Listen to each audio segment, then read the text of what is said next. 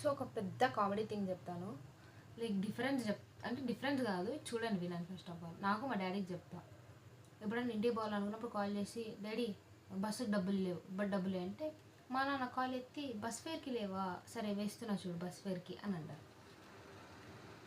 Comment చేయొద్దండి నన్ను, మళ్ళీ నేను ఇట్లే మాట్లాడతా. అదే ఇంట్లో ఉన్నప్పుడు మమ్మీ తెల్లనమ్మి అంటే మా నాన్న వైట్ రైస్ అంటాడు, నేను మా పెరగనం ఉందా అని అంట, అంటే మరీ అంత అన్నాను, బట్ మా పెరగనం ఉందా అని అంటే మా డాడీ కర్డ్ రైస్ లేదా అట్లా. చూడండి సార్ ఎంత డిఫరెన్స్. నేను ఆ బెంగళూరులో బీటెక్ చదువుతుండేది మా నాయన, నాకు అర్థం కాలే ఎంత ప్రొఫెషనల్గా ఉంటాయంటే ఆ మాటలు. నాకు కానీ రావు సార్ అట్లాంటివి, ఎందుకు చెప్తాడబ్బా అప్పుడప్పుడు.